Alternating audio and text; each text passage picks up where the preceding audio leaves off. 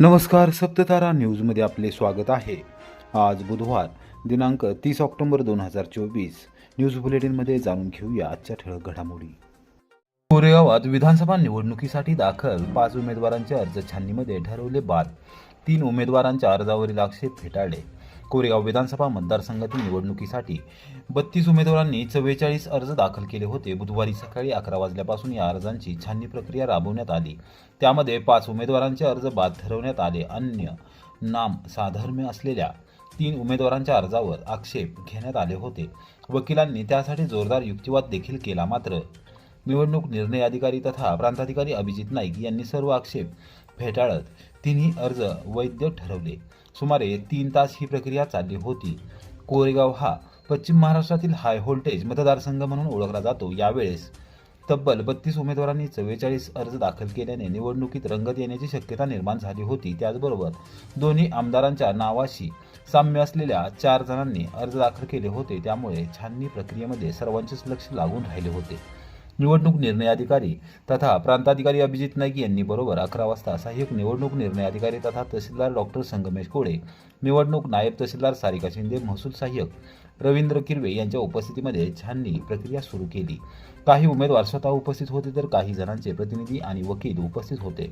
सुरुवातीला छाननीमध्ये पक्षाचे अधिकृत एबी फॉर्म नसणे यासह तांत्रिक बाबींमुळे जालिंदर गोडसे यांचे 2 अर्ज, ज्योत्स्ना निलेश शिंदे, शुभांगी दिलीप जगताप, प्रकाश तानाजी जाधव व मनीषा संजय सोनवणे यांचे प्रत्येकी 1 उमेदवारी अर्ज देखील तांत्रिक कारणास्तव बाद ठरवण्यात आले।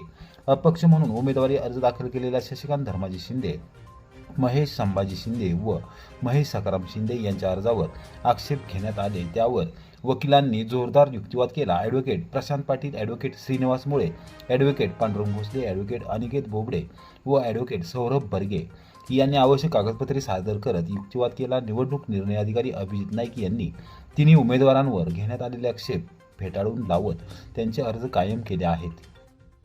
दिवाळीच्या पार्श्वभूमीवर कोरेगावात प्रशासनाची संयुक्त अतिक्रमण हटाव मोहीम, व्यापारी व्यावसायिकांचे धाबे दणाणले।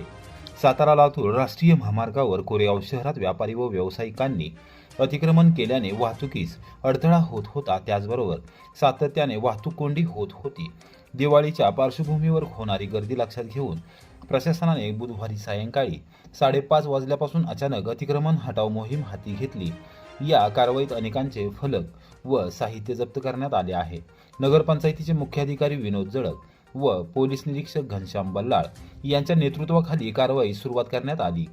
सातारा जकात नाका, आझाद चौक, भाजी मंडई कोपरा, IDBI बँक, शिवतीर्थ हुतात्मा स्मारक, रोटरी उद्यान, साखळी पूल, जुना मोटार स्टँड परिसरातील महामार्गावर लावण्यात आलेले फलक आणि अन्य साहित्य जप्त करण्यात आले। महामार्गावर सातत्याने वाहतूक कोंडी होत होती।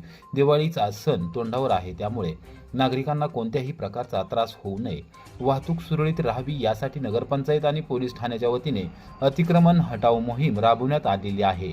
या मोहिमेत कारवाई करण्यात आली असून फलक व साहित्य जप्त करण्यात आले आहे। भविष्यात देखील अतिक्रमण हटाव मोहीम सुरूच राहणार असल्याचे पोलीस निरीक्षक घनश्याम बल्लाळ यांनी सांगितले। कोरेगावात बेकायदा जमाव जमवून कारचे नुकसान, 6 जणांच्या विरोधात पोलीस ठाण्यात गुन्हा दाखल। सातारा लातूर राष्ट्रीय महामार्गावर कोरेगाव शहरात शिवतीर्थ हुतात्मा स्मारक, रोटरी उद्यानासमोर मंगळवारी दुपारी 3 वाजता बेकायदेशीररित्या जमाव जमवून कारचे नुकसान केले आणि हातपाय तोडण्याची धमकी दिल्याप्रकरणी राहुल पवार राहणार बोबडेवाडी याच्यासह अज्ञात 5 जणांच्या विरोधात कोरेगाव पोलीस ठाण्यात रात्री 11:30 वाजता गुन्हा दाखल करण्यात आला आहे। या संदर्भात ॲडव्होकेट चंद्रशेखर बर्गे यांनी दिलेल्या फिर्यादीमध्ये नमूद केले आहे की ते आपल्या कारने आझाद चौक बाजूकडे छत्रपती शिवाजी महाराज यांच्या पुतळ्यापासून पुढे जात असताना राहुल पवार यांच्यासह अज्ञात 5 जणांनी 4 चाकी कार अडवली आणि कारचे नुकसान केले। त्यानंतर हात पाय मोडण्याची धमकी दिली। या प्रकरणी कोरेगाव पोलीस ठाण्यात गुन्हा दाखल करण्यात आला आहे। पोलीस नाईक अमोल धनावडे तपास करत आहेत। कोरेगाव कृषी उत्पन्न बाजार समितीच्या भरारी पथकाची विनापरवाना सोयाबीन खरेदी करणाऱ्या व्यापाऱ्यावर कारवाई। कोरेगाव तालुक्यात विनापरवाना सोयाबीनचा व्यापार करून शेतकऱ्यांची अडवणूक करणाऱ्या आणि त्यांच्यावर अन्याय करणाऱ्या व्यापाऱ्यांवर कृषी उत्पन्न बाजार समितीने धडक कारवाई सुरू केली आहे। शेतकऱ्यांच्या तक्रारीवरून कुमठे येथे व्यापाऱ्यांवर बुधवारी दुपारी 12 वाजता बाजार समितीच्या भरारी पथकाने कारवाई केली आहे। त्याच्याकडून 33,371 रुपयांचा दंड जागेवरच वसूल करण्यात आला.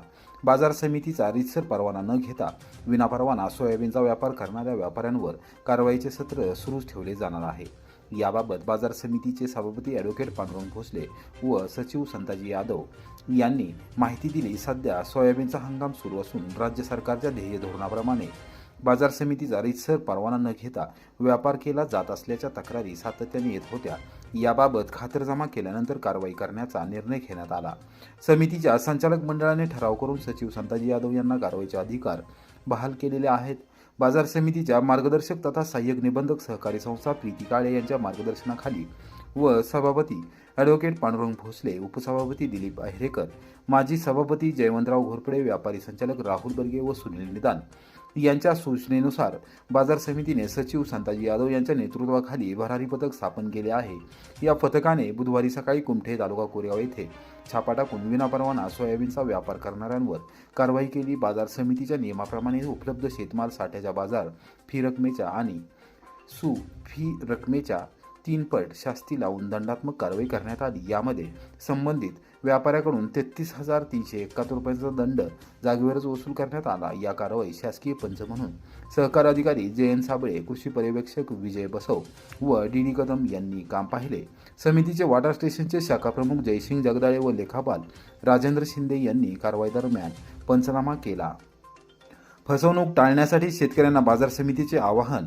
कोरेगाव तालुक्यात बाजार समितीचा रीतसर परवाना असल्याशिवाय व्यापार करून शेतकऱ्यांचे नुकसान करणाऱ्या आणि त्यांच्यावर अन्याय करणाऱ्या व्यापाऱ्यांवर कारवाईचे सत्र सुरूच राहणार आहे.